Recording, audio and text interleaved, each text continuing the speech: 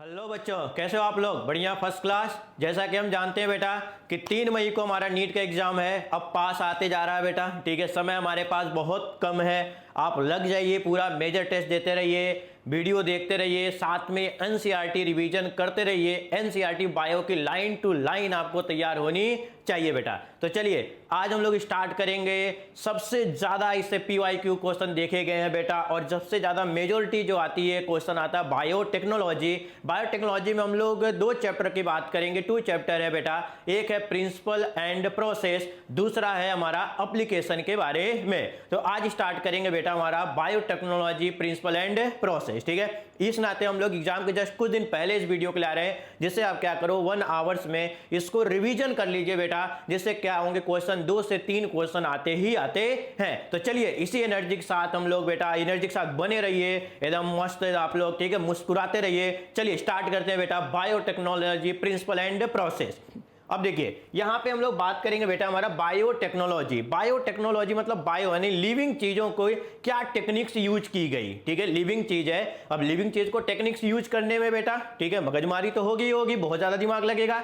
तो यहां पे बायोटेक्नोलॉजी की बात करेंगे। आप घर में भी बायोटेक्नोलॉजी हम लोग देखने को मिलता है बेटा। तो यहां पे हम लोग 2 टाइप्स के बायोटेक्नोलॉजी की बात करेंगे। एक ओल्ड बायोटेक्नोलॉजी है और एक हमारा मॉडर्न है या टुडे बायोटेक्नोलॉजी। ओल्ड बायोटेक्नोलॉजी यानी उस समय टेक्निक्स हमारे पास, इतना इक्विपमेंट नहीं था हमारे पास, इतनी सुविधाएं नहीं थी हमारे पास, ठीक है, इतना साइंस डेवलप नहीं था। तो उस समय क्या करते थे, तो जो हमारा लिविंग ऑर्गेनिज्म था उसका पूरा यूज कर लिया जाता था बेटा, ठीक है। जैसे मान लो हमको कोई वैक्सीन बनानी है, मान लो इन केस, ठीक है, पहले के समय में हम क्या करते थे, पूरा उस ऑर्गेनिज्म को भैया हमको चाहिए तभी हम कर, उसके कोई टिश्यू ले लिया, सेल ले लिया, पार्ट ले लिया, डीएनए ले लिया, आरएनए सब नहीं बनाते, तो होल ऑर्गेनिज्म का यूज करते थे बेटा।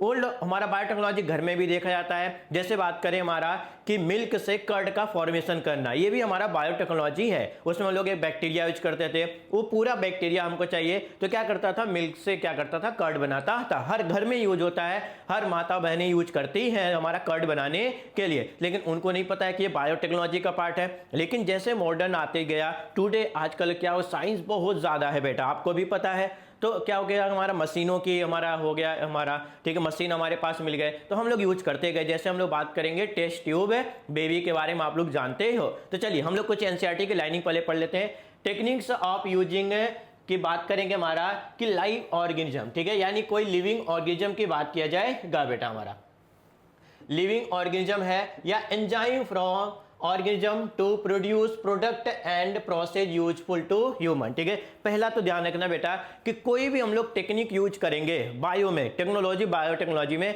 तो हम लोगों के लिए यूजफुल होनी चाहिए। ऐसा नहीं कि हमारे लिए कोई चीज ऐसा बनाया गया वो क्या हो गया हमारा हार्मफुल हो, क्या ऐसा करेंगे कभी भी नहीं करेंगे। कोई भी चीज हम लोग बना रहे हैं अपने फायदे के लिए बनाते हैं, अपने यूजफुल के लिए बनाते हैं कि हमारे लिए क्या हो, फायदे हो, हमारे लिए यूजफुल हो। ऐसा नहीं कि हमारे लिए क्या हो, जब हम बनाए भी टाइम भी लगा और पैसा भी लगा, ठीक है, ये सब सारी चीज लग रहा है। तो ऐसा नहीं कोई प्रोडक्ट बनाना जिससे हमारे लिए ही हानिकारक हो जाए, ठीक है। सेकंड हमारा दिया गया टुडे बायोटेक्नोलॉजी, ठीक है। अब देखो दिया गया इन विट्रो फर्टिलाइजेशन, ठीक है। In vitro fertilization reproductive health में आपको दिया गया है, लेक्चर आपको अपलोड हो गया है रिप्रोडक्टिव हेल्थ का, उनमें इन वीवो और इन विट्रो फर्टिलाइजेशन के बारे में बात किया गया है। तो in vivo fertilization leading to test tube baby synthesizing a gene and using it, ठीक है। अब देखो उसमें क्या किया गया था, टेस्ट ट्यूब बेबी में हमको क्या किया गया था बेटा हमारा कि ज़्यादा नहीं, हम लोग ओवम ले लेते हैं या फिर हम स्पर्म ले लेते थे, दोनों को आपस में क्या करते थे, फर्टिलाइजेशन कर देते थे, ठीक है। अब और फर्टिलाइजेशन करने के बाद जब फर्टिलाइजेशन हो जाता था तो हम इम्प्लांटेशन के लिए उसको यूट्रस में डाल देते थे या फिर हम लोग फैलोपियन ट्यूब में डाल देते थे, 8 सेल 16 सेल स्टेज के बारे में, ठीक है, वही दिया गया। तो वहाँ पर हमने क्या किया,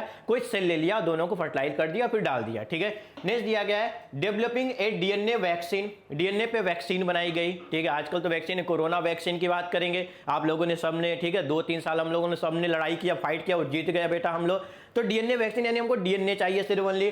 फिर दिया गया हमारा correcting a defective gene are all part of biotechnology, ठीक है। कोई डिफेक्टिव जीन है तो उसको भी हम सही कर सकते हैं, ठीक है। तो इससे पता चल रहा है कि टुडे जो बायोटेक्नोलॉजी है वो मॉडर्न है, यानी वो डीएनए पे भी काम कर सकता है, वो सेल पे भी काम करेगा, टिश्यू पे भी काम करेगा, यानी हमको होल ऑर्गेनिज्म की कोई रिक्वायरमेंट नहीं है बेटा, कोई होल ऑर्गेनिज्म की रिक्वायरमेंट नहीं है, हमको उसका कोई पार्ट मिल जाए हम उससे बना लेंगे बायोटेक्नोलॉजी। अब जी चलिए नेक्स्ट की बात करें कि एक हमारे company I according to European Federation of Biotechnology EFB, यहां से क्वेश्चन आता है बेटा, EFB से क्वेश्चन आता है कि EFB क्या बोलना चाहती है। तो सुन लेते हैं जो बोलना चाहेगी भैया, तो सुनना पड़ेगा, कंपनी है तो सुनना पड़ेगा।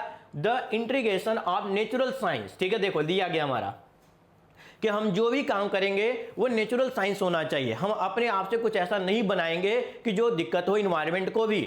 Natural science and organism cell part and therefore and molecular analogue for product and services, ठीक है। यानी हम लोग ऐसा कोई प्रोडक्ट बनाएं जो नेचुरल में क्या करे, सर्वाइव भी करे और नेचुरल सिलेक्शन के आधार पे हो बेटा हमारा। ऐसा नहीं कि कोई जो हार्मफुल चीज बना दिया गया। तो ये पूछा जाता है कि EFB बोलता क्या है बेटा हमारा, बायोटेक्नोलॉजी। दूसरा हमारा देखो कि अब बात करेंगे कैसे बनाया जाएगा, कैसे जीन क्लोनिंग किया जाएगा बेटा, कि जीन क्लोनिंग कैसे किया जाएगा, कि जीन में ऐसा क्या करें कि सर आपने बोला कि बायोटेक्नोलॉजी तो बन जाएगा, तो दूध से दही तो हमको बनाने आता है, चलो ठीक है, वो तो हम जानते हैं कि वहां से निकालते हैं, थोड़ा सा दही का टुकड़ा निकालेंगे और दूध में डाल देंगे और रात भर रख देंगे तो सुबह दही मिल जाती है, कर्ड मिल जाता है, ठीक है। लेकिन यदि हमको DNA लेवल पे बात किया गया तो हमने एक पढ़ा था बेटा, जब हम लोग बैक्टीरिया पढ़ते हैं तो वहां पे प्लाज्मिड का नाम सुनते हैं। प्लाज्मिड क्या होता था, जिसको बोलते थे एक्स्ट्रा क्रोमोसोमल DNA, यानी बैक्टीरियम पाया जाता था, एक्स्ट्रा पाया जाता था, जो यहाँ पे हम लोग क्या करेंगे, वेक्टर की तरह काम करेंगे। अब वेक्टर क्या होता है, वेक्टर मतलब एक तरह से बोलते हैं जीन टैक्सी, यानी वाहक बोलते हैं, यानी लेके जाने का काम करेगा, लेके जाने का काम करता है हमारा ये, ठीक है, वेक्टर की तरह। देखो यहाँ पे लिखा गया है बैक्टीरिया जीन क्लोनिंग कर रहे हैं, ये बैक्टीरिया सेल लिया गया। इस बैक्टीरिया सेल में इसका खुद का DNA होगा, उस पर कोई छेड़खानी नहीं करनी है। कुछ जो उसका खुद का DNA है, मेन DNA है, जो जीनोमिक DNA, उसमें कोई हमको छेड़खानी नहीं करनी है, ठीक है, इंटरफेयर नहीं करना। सेकंड हमारा है, ये देखो ये लिखा गया हमारा, ये है हमारा वेक्टर है, ठीक है। वेक्टर यानी इसकी बात करेंगे कौन सा, प्लाज्मिड, जो क्या करता है, सेल्फ रिप्लिकेशन है, इस नाते तो लेते हैं, जो क्या करे, खुद रिप्लिकेट कर सके, किसी पर डिपेंडेंट नहीं है। दूसरा एक्स्ट्रा क्रोमोसोमल जेनेटिक मटेरियल है, एक्स्ट्रा क्रोमोसोमल जेनेटिक मटेरियल हमारा, कोई दिक्कत नहीं। अब देखो यहां से क्या करेंगे, ये जब प्लाज्मिड लिया गया तो प्लाज्मिड में पहला फर्स्ट फोकस रखेंगे, उसमें होना चाहिए ओराई साइट होना चाहिए। अब ये क्या होता है सर, ओराई साइट क्या होता है कि ओरिजिन ऑफ रिप्लिकेशन। हम ऐसा प्लाज्मिड लेंगे जहां पे, और आप मान लो कि आपने, चलो ठीक है सर हमको कहीं पे जाना है, ऑटो है, टैक्सी है, हमारे पास सब कुछ है, ठीक है सर, हमारे घर के बाहर खड़ी है एक ऑटो, हम चलो उसी में बैठ जाते हैं, ठीक है, या फिर हमारे पास कोई मर्सिडीज गाड़ी खड़ी है, चलो बैठ जाते हैं, चलो ठीक है बैठ गए, वो वाहक की तरह काम करेगा, ले जाने का काम करता है। तो पैसेंजर अगर टैक्सी है तो बैठ गए, अब उसमें क्या होना चाहिए, वो स्टार्ट होनी चाहिए, उसके पास इंजन होना चाहिए जो लेके जा सके। आप बैठ गए लेकिन लेके जा ही नहीं पा रहा, स्टार्ट ही नहीं हो पा रहा, तो आपको बैठने से कोई मतलब नहीं है, ठीक है। तो यहाँ पे होना चाहिए बेटा ओराई साइड, जिसको बोलते हैं ओरिजिन ऑफ रिप्लिकेशन, कि यदि हम अपने DNA को इस पे जोड़ें, लेके जा तो रहे हो लेकिन यदि जोड़ रहे हैं तो उसका क्या कर सके, रिप्लिकेशन भी कर सके बेटा हमारा, ठीक है। तो ओराई साइट है। तो अब यहां से क्या किया गया, प्लाज्मिड को आइसोलेट किया गया। प्लाज्मिड, अब समझ गए कि प्लाज्मिड को लिया क्यों गया, पहला सेल्फ रिप्लिकेशन होता है, दूसरा उसके पास ओराई साइट होता है। तो अब लिया गया, बाहर निकाला गया। अब इसको क्या करेंगे, इसको क्या करेंगे, कट किया जाएगा।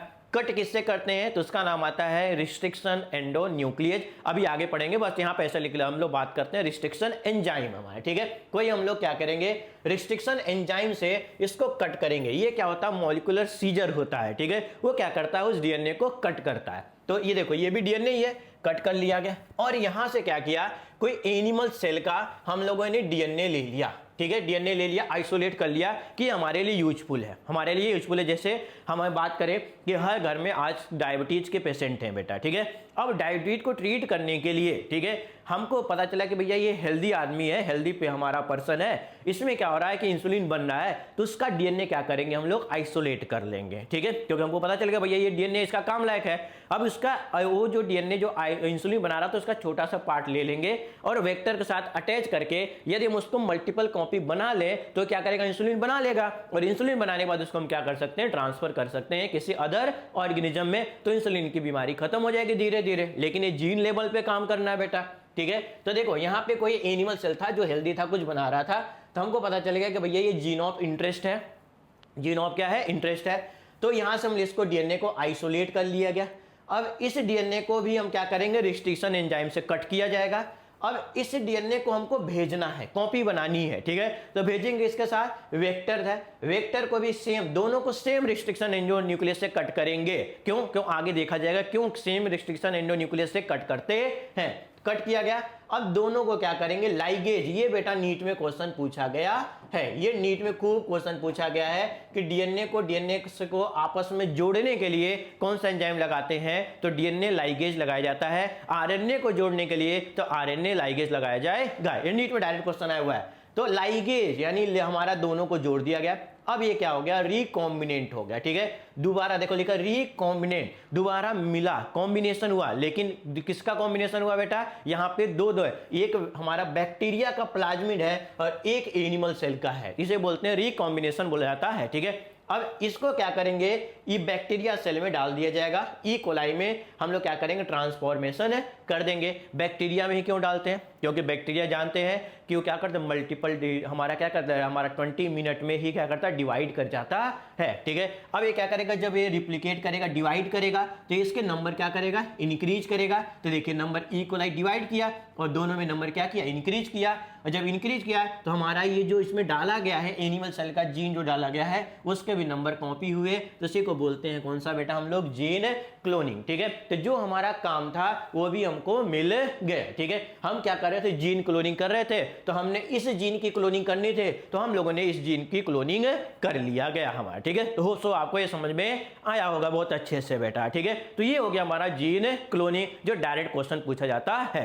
अब आता है सर ये जीन क्लोनिंग किसने किया था, साइंटिस्ट यहां से बायोटेक्नोलॉजी चैप्टर से बेटा आते ही आते हैं कि जीन क्लोनिंग किया किसने। ऐसा कोई तो साइंटिस्ट होगा, ऐसा तो चमत्कारित हुआ नहीं कि उठा बैठा और काम बन गया, तो कोई हमारा साइंटिस्ट होंगे जिन्होंने जीन क्लोनिंग के बारे में या फिर ये सब चीजें देखा होगा। सोचो मॉलिक्यूलर लेवल पे काम हो रहा है तो ये तो देखे ही होंगे, देखे सारी चीजें आप लोगों को, ठीक है। चलिए तो आगे बात करें, नेक्स्ट की बात करेंगे। तो देखो एक हमारे, इनको भूलना नहीं, इनको भूले तो बायोटेक्नोलॉजी ये दोनों साइंटिस्ट आपको भूल जाएंगे, ऊपर से आपको क्या करेंगे, बोलेंगे हमको भूल लो या तो भूत बन के आएंगे, तुमको गड़बड़ कर देंगे नीट में, ठीक है। तो इनको भूलने का नहीं। एक कौन से है, हर्बर्ट बॉयर है और स्टिनले कोहेन है, इनको नहीं भूलना क्योंकि इन्होंने first artificial recombinant DNA technology के बारे में बताया था। आर्टिफिशियल, नेचुरल नहीं, कौन सा, फर्स्ट आर्टिफिशियल। क्योंकि आर्टिफिशियल इस नाते बोला जा रहा है क्योंकि लैब में काम हो रहा है, बायोटेक्नोलॉजी है, टेक्निक्स का यूज करके बनाया जा रहा है कोई प्रोडक्ट, ठीक है। तो फर्स्ट देखो लिखा गया है construction of first artificial recombinant DNA technology in 1972, किसने बनाया था, हर्बर्ट बॉयड एंड स्टिनले कोहेन। ये डायरेक्ट याद रखना। अब देखो दोनों के बारे में थोड़ा सा बताया गया, इन्होंने स्टिनले कोहेन ने प्लाज्मिड के बारे में बताया था, जो आपको बताया गया कि प्लाज्मिड के बारे में, प्लाज्मिड को क्या इंसर्ट किया और निकाला गया, ठीक है। तो देखो लिखा गया removing and re inserting the plasmid इन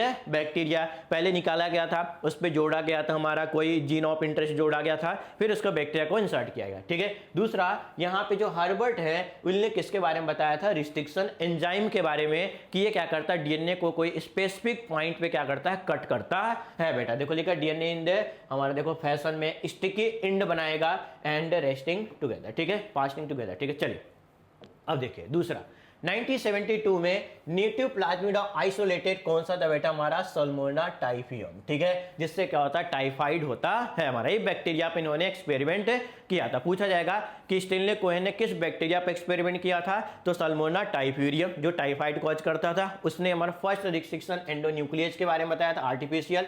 और देखो यहाँ पे लिखा गया एंटीबायोटिक रेजिस्टेंस जीन, कोई दूसरा जीन क्या किया गया, इसमें जोड़ा गया था। तो फर्स्ट रिकॉम्बिनेशन के बारे में किसने बताया था, स्टिनले कोहेन ने ही, और हर्बर्ट बॉयर ने 1972 में, ठीक है, 1972 में इसकी लेवल की खोज हो चुकी थी बेटा, ठीक है। अब देखो यहाँ पे दिया गया हमारा एक 1963 की बात करेंगे कि आइसोलेशन ऑफ 2 एंजाइम। देखो ये क्वेश्चन पूछा गया।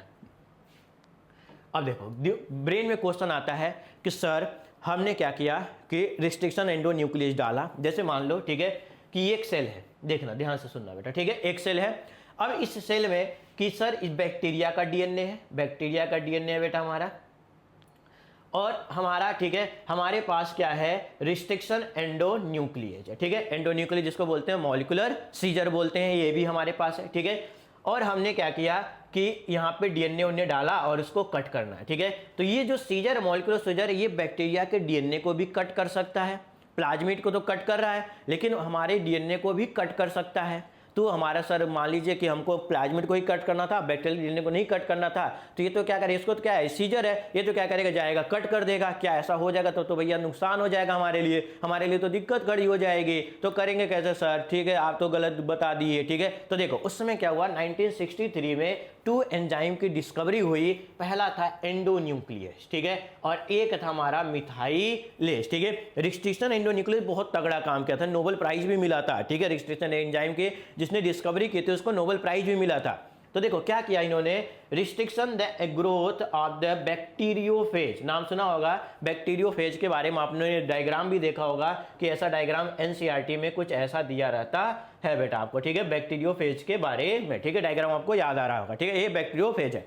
तो ये करता क्या है बेटा कि देखो मिथाइलेज एंजाइम, ठीक है, कि जैसे रिस्ट्रिक्शन एंडोन्यूक्लियस आता है, प्लाज्मिड कट करने जाता है, तो बैक्टीरिया अपने डीएनए पे मिथाइलेशन कर देता है। अब मिथाइलेशन करने के कारण ये जो रिस्ट्रिक्शन एंडोन्यूक्लियस है ये क्या करेगा, रुक जाएगा, वहीं पे स्टॉप हो जाएगा, लाल बत्ती जल जाएगी वहीं पे, ठीक है, कि भैया इसके पास मिथाइलेशन, यानी उसने अपने डीएनए को चेंज कर दिया, मिथाइल ग्रुप जोड़ दिया। और जब मिथाइल ग्रुप जोड़ देगा तो क्या उसको कट करेगा, नहीं कट करेगा, ठीक है। जैसे बात करेंगे कि आप मान लो कि डॉक्टर बन गए या साइंटिस्ट बन गए, तो आप क्या करोगे, आपके पास एक आई कार्ड होगा, ठीक है। उस आई कार्ड से क्या करोगे, आप पहचाने जाओगे कि अच्छा चलो किसी ऑफिस में जाना है या कहीं जाना है तो आई कार्ड है, तो आप क्या करते हो, इंटर कर जाते हो, दिखा के स्कैनिंग करके जो भी, ठीक है। लेकिन यदि आई कार्ड नहीं रहेगा तो वहां पे जो सिक्योरिटी गार्ड वाला है वो आपको क्या करेगा, पकड़ लेगा तो आप कुछ भी आपको, ठीक है, यदि आप इलीगल तरीके से जा रहे हो तो आपको पकड़ लेगा, तो जो भी आपको क्रिमिनल केस या जो भी आपको लगाना हो लगा देगा, ठीक है। तो आप तो रिस्ट्रिक्शन एंजाइम आपने कट कर दिया, लेकिन वही गार्ड है, वही आदमी है, लेकिन उसने क्या किया, आई कार्ड पहन लिया, यानी वो अपने आप को क्या किया, मिथाइलेशन कर लिया। अब उसको पहचान जाएगा वो आपके फेस से, क्योंकि हजारों आदमी काम कर रहे होंगे, तो फेस से आपको जानता नहीं है, आप आई कार्ड दिखाओगे, हाँ ठीक है आई कार्ड है आपके पास, अंदर जाने देगा, ठीक है। तो उसी तरह यहां पे भी क्या करता है, बैक्टीरिया अपने डीएनए में मिथाइलेशन कर लेता है, और जब मिथाइलेशन कर लेगा बेटा तो रिस्ट्रिक्शन एंडोन्यूक्लियस को कट करने वाला नहीं है। देखो लिखा गया ना, मिथाइलेशन ऑफ डीएनए एंड कौन सा बेटा हमारा, RNA cut non methylated DNA and RNA. तो एंडोन्यूक्लियस जो था वो सिर्फ हमारा जिसके पास मिथाइलेशन नहीं होगा उसी को कट करेगा, जिसके पास मिथाइलेशन हो जाएगा उसको कट नहीं करेगा। तो ये हमारा क्या हो गया, एक सेलुलर डिफेंस की तरह काम करने लगा, कौन सा, मिथाइलेशन काम करने लगा बेटा। चलिए नेक्स्ट की बात करेंगे। देखिए वही आपको जो बताया गया वही है यहाँ पे कि बैक्टीरियोफेज है। बैक्टीरियोफेज जब ई कोलाई के अंदर जाता है तो अपना ये हमारा डीएनए दिया, अब ये डीएनए क्या करे, कॉपी बनाएगा, तो मल्टीपल बैक्टीरियोफेज बनते जाएंगे, ठीक है। बन गया कोई बात नहीं भैया, उसका काम है बैक्टीरियोफेज को, कि बैक्टीरियोफेज क्या करता है हमारा बैक्टीरियोफेज, कि बैक्टीरिया को हमारा डिजीज काज करता है, अपने नंबर को बढ़ाता है। अब देखो यहाँ पे बैक्टीरियोफेज आया, अपने डीएनए को डाला, अब उसके डीएनए को देखो सेल हमारा क्या कर रहा है, उसको डिफेंस की तरह काम कर रहा है, ठीक है। तो यहां पे क्या है, रिस्ट्रिक्शन एंडोन्यूक्लियस है, कौन है, रिस्ट्रिक्शन एंडोन्यूक्लियस है। ये क्या करेगा, देखेगा और तुरंत क्या करेगा, उसको काटना चालू करना चाहेगा। जैसे ही काटना जाना जाएगा तो देखो इसको तो कट कर रहा है, लेकिन जो बैक्टीरिया का खुद का डीएनए है, बैक्टीरिया ने क्या किया, उसको मिथाइल ऐड कर दिया अपने हमारे डीएनए पे। जैसे ही मिथाइल ऐड किया, अब इसको नहीं काटेगा, सिर्फ इसको क्या करेगा, कट करेगा, ठीक है। देखो लिखा methylation of self DNA and RNA, सिर्फ अपने को करेगा, दूसरे को नहीं करेगा, ठीक है। जैसे ये मैकेनिज्म कहां यूज होता है, सोचो ऐसा मैकेनिज्म कहां यूज होता है, ठीक है। जब हम लोग शादियों में जाते हैं तो शादियों में आपको क्या देते हैं, शादी का कार्ड दिया जाता है, ठीक है, कि और जो अच्छे होते हैं, ठीक है, कि भैया हमको लिमिटेड पब्लिक के लेके आना है ऐसा करके, तो बोलते हैं शादी का कार्ड लेके आइएगा। तो शादी कार्ड लेके आएंगे यानी मिथाइलेशन है, तो समझ जाते हैं अच्छा इनको बुलाया गया है। दूसरा कोई घुसा तो बोला जाएगा कार्ड है, नहीं कार्ड है तो वहीं पर क्या कहेंगे, उसको कट कर दिया जाएगा, मतलब भगा दिया जाएगा, ठीक है। तो ये काम होता है बेटा। अब देखिए नेक्स्ट की बात करेंगे कि क्लासिफिकेशन ऑफ न्यूक्लियस मतलब डीएनए एंड आरएनए की बात की गई, ठीक है। होता क्या है, एक होता है बेटा हमारा एक्सोन्यूक्लियस और एक होता है हमारा एंडोन्यूक्लियस। एक्सोन्यूक्लियस यानी एक्सो मतलब बाहर की तरफ, जब डीएनए को बाहर की तरफ कट करे, और जब डीएनए को अंदर की तरफ कट करे उसे क्या बोलते हैं, एंडोन्यूक्लियस। न्यूक्लियस मतलब डीएनए एंड आरएनए, जब बाहर की तरफ कट करे तो उसे एक्सोन्यूक्लियस, जब अंदर की तरफ कट करे उसे बोलते हैं एंडोन्यूक्लियस, ठीक है। अब एंडोन्यूक्लियस भी ठीक है कि 2 टाइप्स के हैं, टाइप 1 और टाइप 2। तो टाइप 1 हमको नहीं पढ़ना है, जब हम लोग डिटेल में पढ़ेंगे चैप्टर तब हम बताया जाएगा उसमें। अभी सिर्फ हम लोग एनसीईआरटी के ऐसे पॉइंट है जो हमको डायरेक्ट वन शॉट वीडियो में कवर करना है बेटा। चलिए ठीक है, तो टाइप 2 में मैग्नीशियम लिया गया। टाइप 2 क्या होता है ऐसा कुछ पूछा नहीं गया, टाइप 1 टाइप 2 आपको बस ध्यान रखना है कि बताया जा रहा है। टाइप 2 मतलब मैग्नीशियम प्लस, जो आरडीटी में रिकॉम्बिनेंट डीएनए टेक्नोलॉजी में यूज किया जाता है, जिसमें टू यूनिट्स का हमारा इन्वॉल्वमेंट होगा। ठीक है, 2 यूनिट होंगे, एक होगा रिकॉग्नाइजेशन साइट और एक होगा cut the DNA at restriction या रिकॉग्निशन साइट। ठीक है, पहले क्या करेगा, उसको पहचानेगा जब रिस्ट्रिक्शन एंड न्यूक्लियस जा रहा है और डीएनए है। देखो जैसे मान लो कि ये हमारा क्या है बेटा, हमारा ये मॉलिक्यूलर सीजर है। ठीक है, ये मॉलिक्यूलर सीजर है, यहाँ पे हमारा डीएनए है। ठीक है, डीएनए प्रेजेंट है। अब ये नहीं दिमाग में लाना बेटा, ठीक है, कि सर ये आपने बोला था कि डीएनए को कट करेगा, तो कट तो करेगा, तो हम क्या करें, इस मॉलिक्यूलर सीजर के यूज करके हम क्या करें, डीएनए को कहीं भी कट कर दें तो कभी भी नहीं बेटा। ठीक है, ऐसा नहीं कि जाएगा और कहीं पे रैंडम कट करेगा, नहीं, वो क्या करेगा, पहले कोई साइट को पहचानेगा। जैसे मान लो बेटा हमने इसको ग्रीन कर दिया। ठीक है, देखो ये ग्रीन कर दिया, ये भी ग्रीन कर दिया। ठीक है, अब ये समझ जाएगा कि हमको कट करना है कौन सा, इस साइट को कट करना है, ग्रीन वाले को। तो ये क्या करेगा, एक स्पेसिफिक सीक्वेंस को ढूंढता है कि ढूंढेगा और उसी स्पेसिफिक सीक्वेंस पे क्या करेगा, उसको कट करेगा बेटा। ठीक है, तो ये टाइप 2 वाला है जो हमारा रिकॉग्निशन साइट करेगा और वहीं पे जाके क्या करेगा, उसको कट करेगा। रैंडम कहीं कट नहीं करेगा, रैंडम कट करेगा तो फ्रेगमेंट अलग अलग मिल जाएंगे बेटा आपको। अब चलिए ठीक है, देखिए यहां पे लिखा है रिस्ट्रिक्शन एंडोन्यूक्लियस के बारे में, और ये आपको क्वेश्चन आता है बेटा। ठीक है, ये नीट में भर भर के क्वेश्चन आता है, क्योंकि एनसीईआरटी में बना के दिया भी गया डायग्राम और खूब आता है क्वेश्चन, तो इसको चलो ध्यान से देखते हैं बेटा। ठीक है, चलो आते हैं। ठीक है, रिस्ट्रिक्शन एंडोन्यूक्लियस की बात करेंगे कि देखो रिस्ट्रिक्शन एंडोन्यूक्लियस आज तक मोर देन 900 रिस्ट्रिक्शन एंडोन्यूक्लियस की डिस्कवरी हो चुकी है। ठीक है, जिसमें कितने बैक्टीरिया से, 230। ठीक है, इतने बैक्टीरिया से हम लोगों 900 रिस्ट्रिक्शन एंडोन्यूक्लियस की डिस्कवरी हो चुकी है। अब आप सोचते हैं सर इतनी हो चुकी है, क्या इतना पढ़ना है? नहीं बेटा, इतना पढ़ना है, हमको ये याद हो जाए वही बहुत बड़ी चीज है। ठीक है, तो हमको यहाँ पे देखो 2 आपको पूछे जाएंगे, HIND-2 और EcoR1 के बारे में पूछे जाएंगे। तो HIND-2 एक हमारा रिस्ट्रिक्शन एंडोन्यूक्लियस है, फर्स्ट रिस्ट्रिक्शन एंडोन्यूक्लियस, और एक हमारा है EcoR1। ठीक है, जैसे हम लोग नॉमेनक्लेचर पढ़ते हैं वैसे तरह इसका नॉमेनक्लेचर भी पढ़ा जाएगा बेटा। तो HIND-2 हमारा है जो फर्स्ट, ये पूछा जाएगा क्वेश्चन आपको कि HIND-2 के बारे में फर्स्ट रिस्ट्रिक्शन एंडोन्यूक्लियस। ठीक है, अब देखो HIND-2 का जो ये स्पेसिफिक सीक्वेंस है, ये इसी को पहचानेगा और इसी को कट करेगा। अब ये स्पेसिफिक सीक्वेंस होना क्या चाहिए कि सिंपल सा 5 to 3 डायरेक्शन में जा रहे हैं और 3 to 5 जा रहे हैं, यानी फॉरवर्ड एंड बैकवर्ड। ठीक है, यानी आगे व पीछे। ठीक है, यानी बोथ है, जब भी पढ़ेंगे उल्टा व सीधा दोनों क्या होना चाहिए, सेम होना चाहिए। ठीक है, जैसे देखो यहां से पढ़े 5 to 3 डायरेक्शन में जा रहे हैं डीएनए में, तो GTTAA से। अब इधर जाएंगे तो GTTAA से। ठीक है, दोनों क्या होना चाहिए, हमारा सेम होना चाहिए बेटा। ठीक है, उसी को हमारा क्या करेगा, रिस्ट्रिक्शन एंडोन्यूक्लियस ढूंढेगा और उसको क्या करेगा, कट करेगा। तो याद रखना कि HIND-2 का जो स्पेसिफिक सीक्वेंस होता है वो 6 बेस पेयर होता है बेटा। ठीक है, और जैसे ढूंढेगा वो क्या करेगा, 20 से कट कर दिया। ठीक है, अब देखो यहां से कट कर दिया, तो ये क्या स्टिकी एंड है? नहीं, ये कौन सा है बेटा, हमारा ब्लंट एंड है। ये क्वेश्चन आया हुआ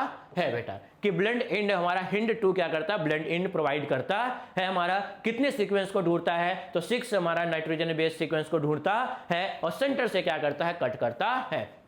दूसरा आता है EcoR1, ये भी क्वेश्चन पूछा है तो डायरेक्ट ऐसे ही दिया गया था EcoR1 के बारे में। ठीक है, EcoR1 भी 6 बेस पेयर को ही ढूंढ रहा है। ठीक है, लेकिन सीक्वेंस अलग है। ठीक है, यहाँ पे क्या है, GAATTC और GAATTC दोनों देख लिया, उल्टा सीधा क्या है, दोनों सेम है। अब देखो ये क्या करेगा, एक यहां से कट करेगा और एक यहां से कट करेगा। ठीक है, दोनों सेंटर से नहीं कट कर रहा है, यहां पे सेंटर से नहीं कट कर रहा है, दोनों हमारे एक G और एक B से कट कर रहा है, और यहां पे भी G और एक B से कट कर रहा है। तो यहां पे जो एंड मिल रहा है वो कौन सा एंड मिल रहा है बेटा, हमारा स्टिकी एंड मिल रहा है। ठीक है, कौन सा मिल रहा है, स्टिकी एंड। और ये दोनों यदि हम लोग बात करें उल्टा सीधा एक समान, तो उसको बोलते हैं पैलेंड्रोमिक सीक्वेंस बोलते हैं। ठीक है, तो हमारा ये समझ में आया। ठीक है, क्या आया समझ में कि भैया उल्टा सीधा एक समान, उसी को बोलते हैं पैलेंड्रोमिक सीक्वेंस, और उसी सीक्वेंस को पहचानता है हमारा रिस्ट्रिक्शन एंडोन्यूक्लियस, वहीं पे जाके कट करता है कि दोनों हमारा सीक्वेंस सेम होना चाहिए। जैसे डालडा की बात करें,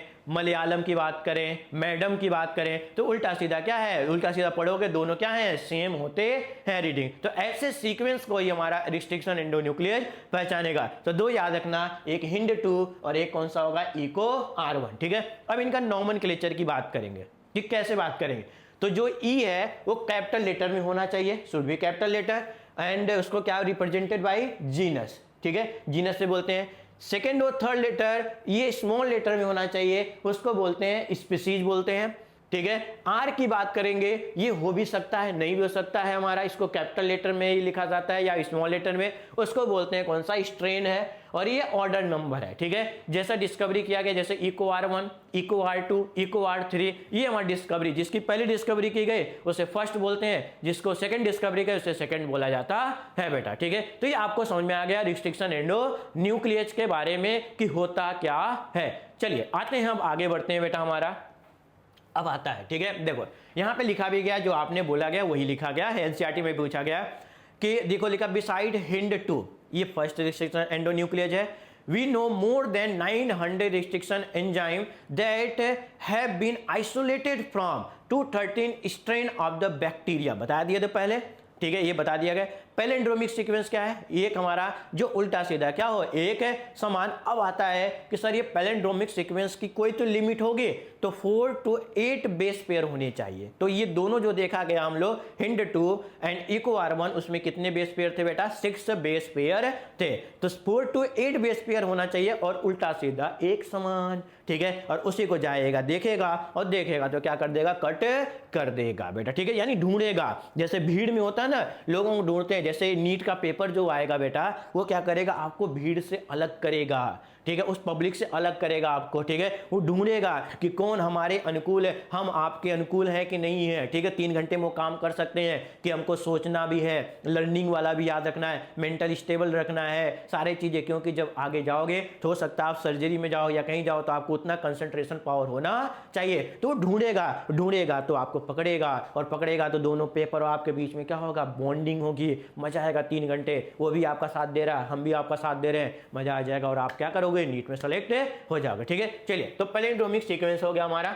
अब देखिए ये एनसीईआरटी में एक डायग्राम बना के दिया गया है बेटा आपको, कि एनसीईआरटी में एक डायग्राम, इसको देख के ही जाना बेटा, भूलना नहीं, दोनों के दोनों डायग्राम देख के जाना, क्या क्या नीमिंग लिखी गई है, कहां पे कौन प्रोसेस लिखा गया है, तो दोनों देख के जाना बेटा।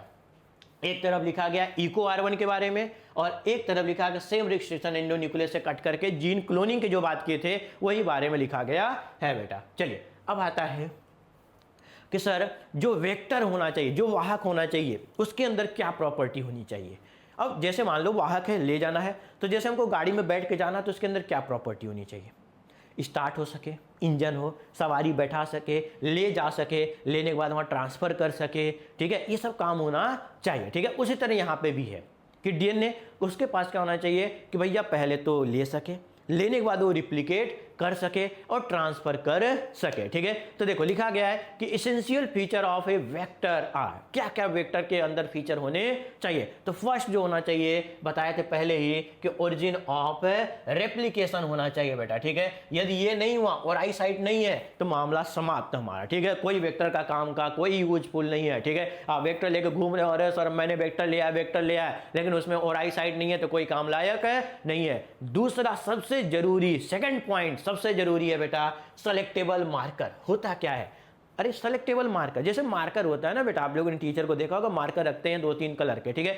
तो उसी तरह क्यों मार्कर पहचान सके, ठीक है, कि भैया ये हमारे काम लायक है कि हमारे काम लायक नहीं है। जो काम लायक होगा उसी को ट्रांसफर किया जाएगा, जो नहीं होगा उसे नॉन ट्रांसफॉर्मेंट बोला जाएगा, ठीक है। देखो लिखा गया है इन एडिशनल टू ओराई के साथ आगे एक और है, the vector required selectable marker which help the identify and eliminating non transformant, ठीक है। बताया था ना कि जो हमारे लिए यूजफुल नहीं है उसको क्या करेगा, नॉन ट्रांसफॉर्मेंट बोलते हैं, उसको एलिमिनेट करें। And selective permitted the growth of the transformant, ठीक है। यानी ट्रांसफॉर्मेंट एंड नॉन ट्रांसफॉर्मेंट जो लिखा गया यहाँ पे, ठीक है, नॉन ट्रांसफॉर्मेंट पहचान सके कि हाँ चाहिए है, दूसरा नहीं है बेटा, ठीक है। चलिए तो इसमें हमारा कौन कौन सा लिया गया एग्जांपल, ये दोनों पूछा गया है। एक आता है एंटीबायोटिक रेजिस्टेंस जीन हमारा है सेलेक्टेबल मार्कर की तरह, दूसरा आता है lac Z gene for beta galactosidase enzyme, ठीक है। ये हमारा lac Z gene for beta galactosidase enzyme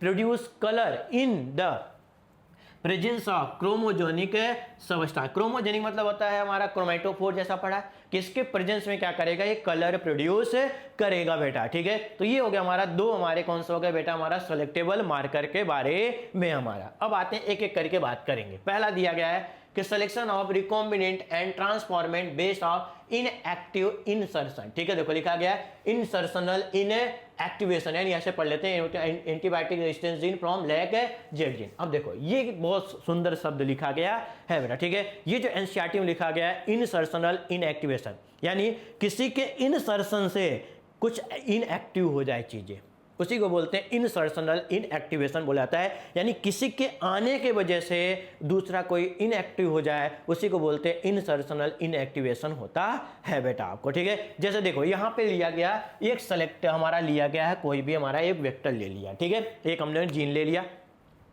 इसमें ये है हमारा सेलेक्टेबल मार्कर और ये हमारा क्लोनिंग या रिस्ट्रिक्शन साइट। रिस्ट्रिक्शन साइट समझिएगा जो रिस्ट्रिक्टेड होंगे, जहां पे कट किया जाएगा बेटा हमारा, उसी को बोलते हैं क्लोनिंग साइट, जहां पे क्लोनिंग करना है, या रिस्ट्रिक्शन साइट की बात करेंगे। सेलेक्टेबल मार्कर लगा दिया गया, दोनों हमारे पास है, लैक जेड जीन और एंटीबायोटिक रेजिस्टेंस जीन, ठीक है। अब देखो जीन ऑफ इंसर्ट, कोई जीन बाहर का था, उसको हमने क्या किया, ये वेक्टर लिया गया, ये पूरा का पूरा क्या है, वेक्टर। हम लोग लिख देते हैं बेटा यहाँ पे लिख सकते, ये कौन सा हो गया बेटा, हमारा वेक्टर हो गया, ठीक है। प्लाज्मिड है मान लेते हैं, वही हमारा सबसे ज्यादा यूज किया जाता है, तो वेक्टर है। अब हमने क्या किया, जीन ऑफ इंसर्ट किया, कोई भी हम लोग जीन ऑफ इंटरेस्ट लिया, ठीक है, तो वो क्या किया गया, यहाँ पे इंसर्ट किया गया।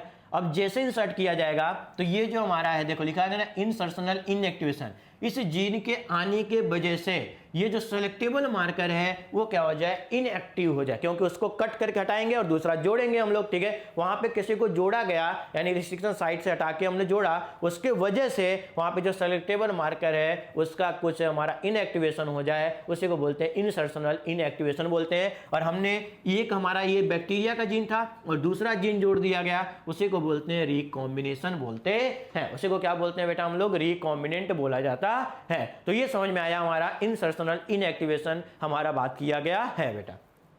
अब देखिए नेक्स्ट हमारा ये एनसीईआरटी में डायग्राम दिया गया है, ठीक है। इस डायग्राम को पढ़ के ही जाना बेटा, इस डायग्राम को क्या करना, पढ़ के ही जाना है। आपको दिया गया क्लोनिंग साइट, क्या होता है क्लोनिंग साइट, जहां पे क्लोन करना है, ठीक है। तो एक ऐसा आर्टिफिशियल यहाँ पे वेक्टर लिया गया था जिसके पास कुछ हमारे करेक्टर थे, क्लोनिंग साइट थे, सेलेक्टेबल मार्कर थे, उसके बारे में पढ़ना है, जिसका नाम है PVR 322, ठीक है। PVR का पूरा नाम पहले याद रखना, P मतलब हो गया बेटा हमारा प्लाज्मिड, बोलीवर एंड रोड्रिगस, ठीक है। और 322 क्या है, नंबर है बेटा, ठीक है, क्या है, नंबर है बेटा। अब देखो ये हमारा ये डायग्राम देख के ही जाना, और एनसीईआरटी जो नीचे लिखा गया इसको देख के जाना बेटा, भूलना नहीं। अब देखो लिखा क्या है कि यहाँ पे दो सेलेक्टेबल मार्कर है, एक एम्पिसिलिन है और दूसरा कौन सा बेटा हमारा टेट्रासाइक्लिन है, ठीक है। एम्पिसिलिन और टेट्रासाइक्लिन, देखो दो लिखा गया, एम्पिसिलिन और टेट्रासाइक्लिन। अब उनके पास कौन सा रिस्ट्रिक्शन साइट है, तो टेट्रासाइक्लिन के पास कि हमारा कौन सा है, साल 1 एंड बाम 1। टेट्रासाइक्लिन के पास कौन सा, साल 1 एंड बाम 1 है। और एम्पिसिलिन के पास कौन सा है, PBU एंड PST, यानी एम्पिसिलिन, देखो AMP में P आ रहा है, तो जो P वाले हैं रिस्ट्रिक्शन साइट वो एम्पिसिलिन के पास होंगे, और टेट्रासाइक्लिन के पास कौन है, सलमान भाई हैं, ठीक है, क्योंकि सलमान भाई 1 को जोड़ोगे तो टोटल 4 होते हैं बेटा, ठीक है। तो इसमें लिखा गया टेट्रासाइक्लिन, टोटल कितने, 4। तो ये रिस्ट्रिक्शन साइट किसके पास प्रेजेंट है, तो किसके पास है, सेलेक्टेबल मार्कर के पास प्रेजेंट है। तो इसको ध्यान में रखना, इसको भूलना नहीं बेटा। अब पूछा जाएगा टोटल रिस्ट्रिक्शन साइट कितने हैं, तो टोटल कितने हैं बेटा हमारे, 8 है, जिसमें यूजफुल की बात करें तो ओनली कितने हमारे, 4 हैं, PBU, PST, बाम 1 एंड साल 1 होते हैं, ठीक है। बट इसको पूरे को देख के जाना बेटा, क्योंकि यहाँ पे पैलिंड्रोमिक सीक्वेंस में मिलेगा, रिस्ट्रिक्शन साइट है, मेनी रिस्ट्रिक्शन साइट है, टोटल 8 है, लेकिन काम आएंगे कितने हमारे, 4 आएंगे बेटा हमारा, ठीक है। चलिए तो नेक्स्ट की बात करेंगे बेटा हमारा, देखो यहां पे लिखा गया सेलेक्टेबल मार्कर के बारे में, यानी इसको बोलते हैं एंटीबायोटिक रेजिस्टेंस जीन बोला जाता है बेटा। चलिए तो सेलेक्टेबल मार्कर के बारे में हम लोग बात कर रहे थे बेटा हमारा, जैसे हम लोग देखा था एक हम लोग आर्टिफिशियल वेक्टर के बारे में PVR 322, ठीक है।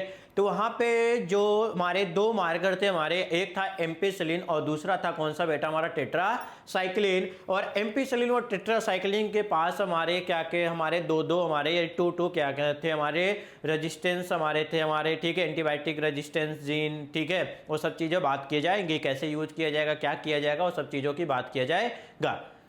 तो चलिए ठीक है, तो हम लोग बात करेंगे सेलेक्टेबल मार्कर के बारे में बेटा हमारा कि क्या होता है। तो सेलेक्टेबल मार्कर की बात करेंगे तो एंटीबायोटिक रेजिस्टेंस जीन देखिए हम लोगों ने ले लिया, हमारा यहाँ पे 2 टाइप्स के लिए लिया गया, जिसमें हमारा एक एम्पिसिलिन है हमारा और हमारा टेट्रासाइक्लिन भी था, ठीक है। एम्पिसिलिन के पास हमारा PUV1 और PST1 था, और हमारा बात करें टेट्रासाइक्लिन के पास BAM-H1 और SAL1 था हमारा, ठीक है। और उसने क्या किया कि हमने क्या किया, जीन ऑफ इंटरेस्ट डाल दिया, दूसरा रिस्ट्रिक्शन एंजाइम BAM-H1, ठीक है, यानी अब हम लोग BAM-H1 को क्या करेंगे, हटाएंगे और वहीं पे जीन ऑफ इंटरेस्ट लगाया जाएगा, ठीक है। जो रिस्ट्रिक्शन एंडो न्यूक्लियर लिया गया वो BAM-H1 वाला लिया गया, और उसके साथ साथ क्या लिया गया बेटा हमारा लाइगेज लिया गया। लाइगेज क्या करता है, 2 DNA को आपस में जोड़ता है, ठीक है। ये सब हमने डाल दिया। फिर यहाँ पे देखिए हमारा 2 तरह से मिल गया, हमारा एक रिकॉम्बिनेंट मिला और एक कौन सा मिल गया हमारा नॉन रिकॉम्बिनेंट टाइप का मिल गया बेटा हमारा, ठीक है। अब देखो क्या करेंगे, हमारा ये रिकॉम्बिनेंट मिल गया, नॉन रिकॉम्बिनेंट मिल गया हमको, ठीक है। यानी रिकॉम्बिनेंट मतलब जहां पे हमारा जीन ऑफ इंटरेस्ट जाके जुड़ा, ठीक है, और जो कट नहीं हुआ पोजीशन वहां पे हमारा नहीं जुड़ा, ठीक है, तो वहां पे है ही नहीं। जैसे एक लिया गया हमारा, यहाँ पे कोई था ही नहीं हमारा एंटीबायोटिक रेजिस्टेंस जीन या कट करना उस पर, तो उस पर जुड़ेगा नहीं, तो उसे क्या बोलेंगे हम लोग, नॉन रिकॉम्बिनेंट बोलेंगे, ठीक है। अब इसको ट्रांसफॉर्मेशन किया गया, तो यहाँ पे 3 टाइप्स के मिले हमको देखने को मिला, ठीक है। एक हमारा नॉन ट्रांसफॉर्मेट, यानी कुछ भी नहीं गया, ट्रांसफर ही नहीं गया, कोई वेक्टर ट्रांसफर नहीं हुआ, ठीक है, तो उसे बोलेंगे नॉन ट्रांसफॉर्मेट। वेक्टर तो गया बट हमारा जो जीन को लेके जाना था उस जीन को नहीं लेके गया, यानी ट्रांसफॉर्मेंट है बट नॉन रिकॉम्बिनेंट। तीसरा कि गया भी और हमारे जीन को लेके भी गया, तो उसे बोलेंगे कौन सा, रिकॉम्बिनेंट एंड ट्रांसफॉर्मेट, ठीक है। ये तीनों चीजें आपको समझ में आनी चाहिए, ठीक है। अब उन्होंने क्या किया कि हमारा विदाउट एंटीबायोटिक हमने क्या किया, रेप्लिका तैयार किया, जहां 1 से ज्यादा नंबर ऑफ प्लेट बनेंगे, ठीक है। अब देखिए यहाँ पे प्लेट बना, एक हमारा मीडियम है टेट्रासाइक्लिन और एक मीडियम हमारा एम्पिसिलिन, ठीक है। तो हमने यहाँ पे जो रिस्ट्रिक्शन एंडोन्यूक्लियर लिया था, कौन सा लिया था, हमारा BAM-H1 लिया था, ठीक है।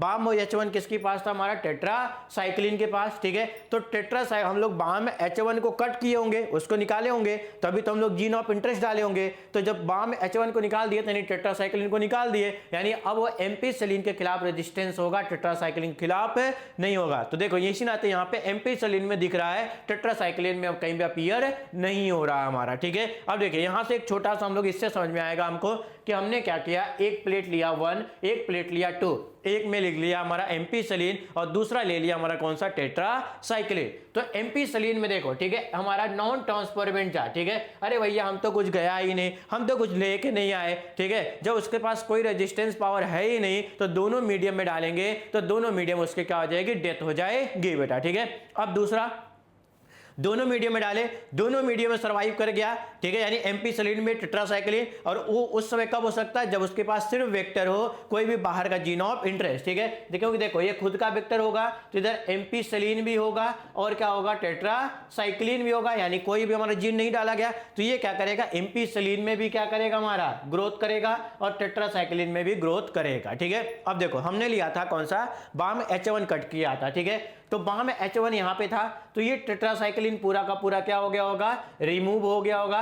यानी यदि हमारा रिकॉम्बिनेंट एंड ट्रांसफॉर्मेंट है तो ये एक मीडियम में ग्रो करेगा, दूसरे मीडियम में ग्रो नहीं करेगा, ठीक है। यदि एम्पिसिलिन होगा तो एम्पिसिलिन में ग्रो करेगा, टेट्रासाइक्लिन में नहीं करेगा। यदि टेट्रासाइक्लिन होगा तो एम्पिसिलिन में ग्रो नहीं करेगा, उसी को बोलते हैं रिकॉम्बिनेंट या ट्रांसफॉर्मेंट बोला जाता है, ठीक है। होप सो आपको अच्छे से समझ में आ गया होगा, ठीक है। अब चलिए दूसरा हम लोग यूज करेंगे LAC-Z जीन सेलेक्टेबल मार्कर, ठीक है। अब इसमें सुनना, LAC-Z जीन को बोलते हैं हम लोग ब्लू एंड व्हाइट कॉलोनीज बोलते हैं, सिंपल सा क्या बोलते हैं, ब्लू एंड व्हाइट कॉलोनी, ठीक है। जैसा उसमें किया था वैसा ही यूज यहाँ पे करेंगे, बट यहाँ पे बीटा गैलेक्टोसाइडेज का एंजाइम यूज करेंगे और वहां पे होगा हमारा क्रोमाजेनिक सब्सटेंस। क्रोमाजेनिक सब्सटेंस में क्या होता है, वो हमारा कलर देगा कि नहीं कलर देगा, तो उसके बेसिस पे डिसाइड किया जाएगा, ठीक है। देखो यहाँ पे सिंपल सा एक बताए, ट्रिक बताए आपको, बताए बोलो, बताए तो बताए, ठीक है, चलो सुनो, ठीक है। सिंपल से याद रखना LAC-Z जीन के बारे में, यदि कलर दिया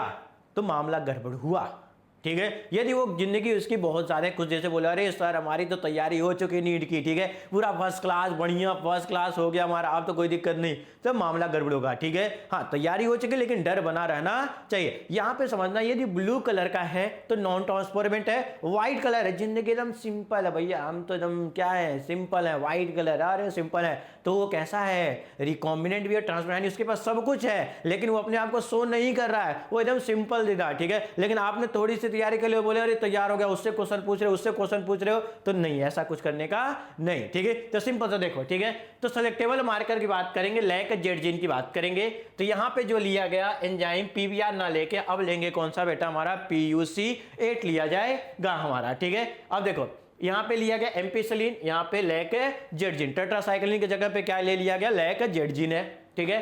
और यहाँ पे जीन ऑफ इंटरेस्ट डाला गया और रिस्ट्रिक्शन एंजाइम और लाइगेज जैसा उसमें किया था सेम ऐसा ही किया, दोनों में डाल दिया, एक रिकॉम्बिनेंट मिला और एक कौन सा मिला हमारा कि नॉन रिकॉम्बिनेंट मिला। तो देखो एक पे हमारा लैक जेड जीन है एक पे नहीं है, तो ये जब नहीं है तो इसका तो मामला समाप्ति है, कोई दिक्कत है ही नहीं, तो ये कैसा होगा बेटा हमारा नॉन ट्रांसफॉर्मेंट है, ये सिर्फ वेक्टर है, ठीक है, वेक्टर है हमारा, तो ये कोई जीन इंटरेस्ट लिया नहीं, तो कैसा होगा बेटा ये ट्रांसफॉर्मेंट होगा बट नॉन रिकॉम्बिनेंट होगा। और यदि गया लैक जेड जीन ये गया, ठीक है, तो कैसा होगा बेटा हमारा ट्रांसफॉर्मेंट एंड रिकॉम्बिनेंट, ठीक है। कुछ भी नहीं गया, जो होस्ट सेल था उसके अंदर कुछ भी नहीं गया, तो कैसा होगा बेटा हमारा कि नॉन ट्रांसफॉर्मेंट।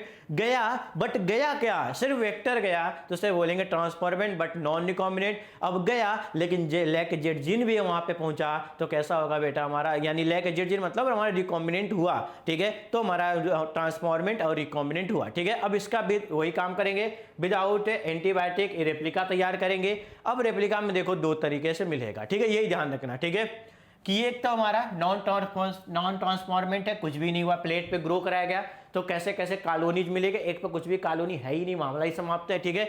दूसरा एक व्हाइट कलर की कॉलोनी मिली और एक हमारा ब्लू कलर की कॉलोनी मिली। आपको बताए थे व्हाइट कलर की कॉलोनी मिलेगी तो रिकॉम्बिनेंट है और ट्रांसफॉर्मेंट है, ठीक है। यानी यहाँ पे जीन ऑफ इंटरेस्ट आया होगा तो ये पूरा का पूरा लैक जेड जीन को क्या कर दिया होगा गायब कर दिया होगा, ठीक है, पूरा का पूरा लैक जेड जीन गायब। जब लैक जेड जीन है ही नहीं तो कलर देगा नहीं, कलर देगा, ठीक है। और लैक जेड जीन यदि प्रेजेंट है तो कलर देगा क्रोमोजेनिक साथ ब्लू कलर का, ठीक है। यानी देखो blue colour non recombinant and transformant, ठीक है। ये देखो ampicillin lactose and chromogenic substance में ब्लू कलर इन हमारा किसमें प्रेजेंस ऑफ ग्लूकोज हमारा, ठीक है। तो सिंपल से याद रखना कि यदि वेक्टर सिर्फ गया होगा तो ब्लू कलर, यदि वेक्टर के साथ हमारा जीन ऑफ इंटरेस्ट गया होगा तो कैसा होगा व्हाइट कलर, क्योंकि लैक जेड जीन वहां पे एब्सेंट होगा। सिर्फ इतना याद रखना, इतना ही पॉइंट को ध्यान रखना। ब्लू एंड व्हाइट कॉलोनी, इसमें जो वेक्टर यूज किया जाएगा वो कौन सा होगा PUC8 होगा, ना कि PBR322 होगा बेटा, ध्यान रखना। ये दोनों क्वेश्चन आते हैं। चलिए नेक्स्ट पैराग्राफ पे इसको भी सिंपल सा देखो, यहां पे लिख लिया गया कि ग्रोथ यदि क्या है बेटा हमारा एब्सेंट तो नॉन ट्रांसफॉर्मेंट, ग्रोथ यदि हमारा व्हाइट कलर है, व्हाइट कलर का है तो recombinant and transformant, and blue colour का प्रेजेंट हो रहा है तो नॉन रिकॉम्बिनेंट एंड ट्रांसफॉर्मेंट। आपको बता दिया है कि ब्लू एंड व्हाइट कॉलोनी, तो ये डायरेक्ट याद रखना, यहां से आपके क्वेश्चन हो जाएंगे। अब चलिए नेक्स्ट की बात करेंगे कि प्लांट में वेक्टर कैसे यूज करेंगे और एनिमल में कौन सा वेक्टर यूज करेंगे, ठीक है। ज्यादा सोचने का नहीं, ठीक है, दो चीजें बस याद रखना, जो ये नीचे दोनों बना के लिखा गया ना इसको याद रखोगे तो हमारा काम हो जाएगा, हमारा क्वेश्चन हो जाएगा। प्लांट में कौन सा यूज करते हैं बेटा TI प्लाज्मिड वेक्टर यूज करते हैं और एनिमल में रेट्रोवायरस वेक्टर यूज करते हैं, ठीक है। TI प्लाज्मिड की बात करेंगे तो इसको बोलते हैं एग्रो हमारा बैक्टीरियम ट्यूमीफेसियंस बोला जाता है, ठीक है। एग्रो बैक्टीरियम ट्यूमीफेसियंस, ये pathogen of several dicot plant, monocot की बात नहीं किया गया है, हमारा किसमें है dicot plant is able to deliver a pieces of DNA known as tDNA, ठीक है। देखो लिखा गया हमारा यहाँ पे agrobacterium tumefaciens dicot plant and tDNA, ठीक है, जो क्या करता है ट्यूमर इंड्यूसिंग करता है। ट्यूमर क्या होता है मल्टीपल डिवीजन करता है, हमारा सेल डिवीजन मल्टीपल करता है, तो यदि हम उसमें जीन ऑफ इंटरेस्ट डाल देंगे तो हमारा जीन ऑफ इंटरेस्ट भी मल्टीपल कॉपी बना देगा, ठीक है। तो ट्यूमर इंड्यूसिंग प्लाज्मिड बोलते हैं, जिसको बोलते हैं एग्रो बैक्टीरियम कौन सा बोला जाता है हमारा ट्यूमीफेसियंस बोला जाता है। प्लांट की बात करेंगे तो TI प्लाज्मिड, एनिमल की बात करें तो एनिमल में जो कैंसर कॉज करता है वो कौन होता है, वो होता है रेट्रो वायरस होता है। तो यहाँ पे दोनों वेक्टर की बात कर ली गई, किसकी किसकी, एक प्लांट की बात कर ली गई और एक वेक्टर हमारा एनिमल की बात कर ली गई बेटा। ठीक है, चलिए आते हैं बेटा, अब बात करेंगे हमारा कि अब तो ये तो हम तो कर लिए, ठीक है, हमने क्या किया, रिकॉम्बिनेंट बना लिया, ठीक है, हमने अपना बना लिया, बन गया। अब हमको क्या करना, होस्ट को देना है, ठीक है, हमने रिकॉम्बिनेंट बना लिया, ठीक है, चलो बना लिए। अच्छा ये लेके जा रहा है, इसके ऊपर जीन ऑफ इंटरेस्ट जुड़ गया। अब इसकी कॉपी बनानी है, कॉपी बनाने के लिए जो होस्ट है, ई कोलाई जो होस्ट है, उसको क्या करना होगा, हमारा कंपिटेंट बनाना होगा कि भैया तुम अनुकूल बन जाओ और ये ले लो। तो क्या आसानी से ले लेगा कि दे दोगे, नहीं, ई कोलाई है वो तगड़ा है, ठीक है, बोलते हम ना लेंगे, कहाँ लेंगे भाई, ठीक है, तो बोलता है कि हाँ नहीं ले लो, तो बोलता नहीं लेंगे, ठीक है, तो बोलता है कि क्यों, तो बोलता है हमारे पास 3 लेयर है, जरा अंदर आके देखो तो बताते हैं तुमको क्यों, क्योंकि ऊपर एक पेप्टिडोग्लाइकॉन का है हमारा सेल वॉल, ठीक है, जानते होगे, हमारा एक हमारा सेल मेम्ब्रेन है और एक कैप्सूल है, तो ये हमारा बहुत तगड़ा है। बोलेगा नहीं आने देंगे, एनिमल बोलेगा कि हमारे पास भी प्लाज्मा मेम्ब्रेन है, प्लांट सेल भी है, ठीक है, प्लांट सेल का बोलेगा हमारे पास भी सेल वॉल है। तो कैसे क्या करेंगे, कैसे, तो देखो पहला है जो बैक्टीरिया हम बात करेंगे, तो क्या किया गया, हीट शॉक ट्रीटमेंट दिया गया, ठीक है, बैक्टीरिया को हीट शॉक यानी गर्म और ठंडा दोनों किया गया। अब गर्म ठंडे में क्या किया, जैसे हमारा गर्म किया गया तुरंत ठंडा किया, ऐसा नहीं समय दोगे बीच में तब तो बैक्टीरिया जग जाएगा, उसको पता ही नहीं चला, कंफ्यूजन ही नहीं, उसको अपने बॉडी टेम्परेचर में ही कंफ्यूज है, अपने आप को मेटाबॉलिक प्रोसेस में ही कंफ्यूज हो गया, और उसी बीच में हमने क्या किया, इंसर्ट कर दिया, कौन सा हमारा रिकॉम्बिनेंट डीएनए को इंसर्ट कर दिया हमारा, ठीक है, बैक्टीरिया में। एनिमल सेल में क्या क्या, अच्छा ज्यादा बवाल कर रहे हो, ठीक है, तो क्या किया, सेल लिया गया और इंजेक्शन के थ्रू, माइक्रो इंजेक्शन के थ्रू अंडर एकदम न्यूक्लियस के अंदर ही डाल दिए गए, मामला ही समाप्त, ठीक है। प्लांट सेल में बायोलिस्टिक गन, ठीक है, ये पूछा गया, जीन गन भी बोलते हैं हमारा, ठीक है, एक गन था जो गोल्ड और टंगस्टन का बना था, गोल्ड, और उसके ऊपर क्या डीएनए को रैप किया होगा, मारा गया, ठीक है, और मारा गया सीधा जाके बुलेट कहां गया, सेल के अंदर चला गया, वो कहां पे यूज करते हैं, प्लांट सेल में, ठीक है। तो तीनों याद रखना बेटा, heat shock treatment, micro injection और बायोलिस्टिक गन या जीन गन, जो बुलेट होती है वो गोल्ड और टंगस्टन की बनी होती है, और उसके ऊपर क्या करते हैं, हमारे डीएनए को रैप्ड किया था। पॉजिटिव नेगेटिव का लोचा होता है, क्यों ले लेता, पॉजिटिव और नेगेटिव का, ठीक है, ये आपके लिए सोच रहे हैं डीएनए नेगेटिव है कि पॉजिटिव है, आप लोग सोच बताना, कमेंट में बताना बेटा, डीएनए पॉजिटिव होता है कि नेगेटिव होता है। चलिए ठीक है, तो दोनों को रैप्ड किया जाएगा और वहां से क्या किया, बुलेट को फायर कर दिया जाएगा हाई स्पीड से और डायरेक्ट प्लांट सेल के अंदर चला जाएगा, ठीक है। तो देखो दिया गया तीनों के तीनों, ठीक है, कि हीट शॉक ट्रीटमेंट किसमें करेंगे, बैक्टीरिया में करेंगे। क्या डालेंगे, कैल्शियम हमारा डालेंगे। डीएनए कैसा, देखो यहाँ पे लिखा ही है, डीएनए नेगेटिव चार्ज होता है, ठीक है। और दूसरा दिया गया कि 42 डिग्री सेंटीग्रेड फिर आइस हीट शॉक है ट्रीटमेंट। एनिमल सेल में माइक्रो इंजेक्शन, और प्लांट सेल की बात करें बायोलिस्टिक गन या जीन गन से बात करेंगे, किसका बना होगा, गोल्ड एंड टंगस्टन, जिसके ऊपर डीएनए रैप्ड हो जाता है बेटा। चलिए ठीक है, तो ये हमारा ट्रांसफर कर दिया गया होस्ट सेल के अंदर, हमने क्या किया, अपने रिकॉम्बिनेंट डीएनए को ट्रांसफर कर दिया गया।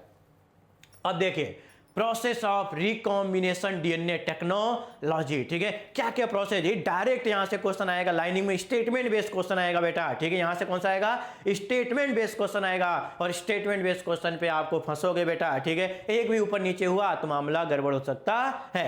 चलिए तो एक एक देख लेते। पहला क्या करेंगे कि हमको ये देखो सिंपल से बता रहे हैं, ठीक है, कि करना क्या है कि प्रोसेस ऑफ रिकॉम्बिनेंट, हमको रिकॉम्बिनेंट बनाना है। रिकॉम्बिनेंट बनाने के लिए क्या करना, पहले तो डीएनए चाहिए। अब डीएनए ही नहीं मिलेगा तो क्या हम आगे बढ़ सकते हैं कोई काम को लेके, नहीं। तो फर्स्ट प्रोसेस क्या है कि डीएनए ऑब्टेन करना, यानी आइसोलेशन करना, कि ये हमारा डीएनए है जो यूजफुल है, यानी जीन ऑफ इंटरेस्ट, पहले आइसोलेट किया जाएगा। अब जब हमने ले लिया तो उसको रिस्ट्रिक्शन एंडोन्यूक्लियस से क्या करेंगे, कट कर दिया जाएगा।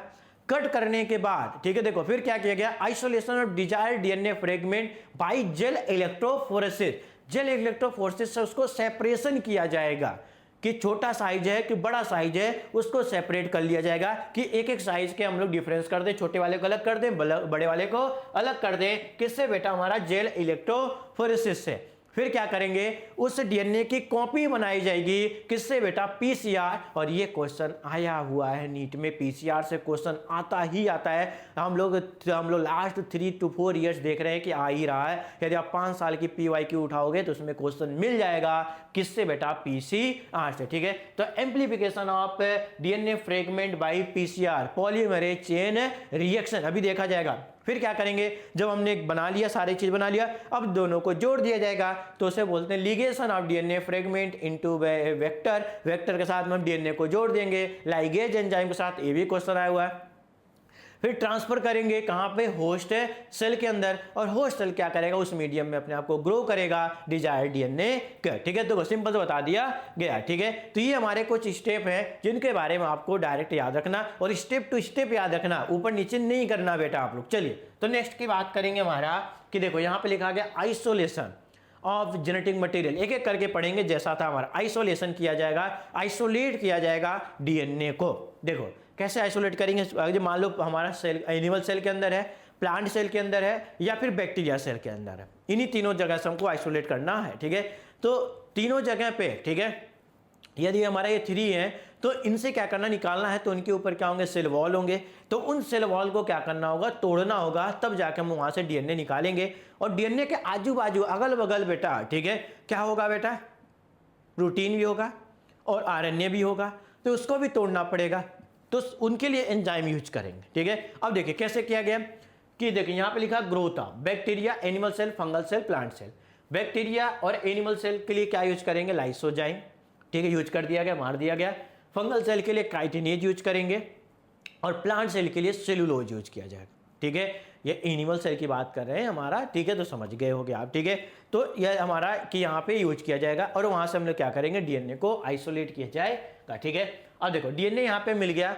ठीक है, जब हमारा डीएनए मिला तो डीएनए के आजू बाजू प्रोटीन भी है, आरएनए भी है, तो क्या यूज किया जाएगा बेटा, प्रोटीएज यूज किया जाएगा एंड राइबो न्यूक्लियस यूज किया जाएगा। ठीक है, तो देखो वहां से हो गया digestion of protein and RNA.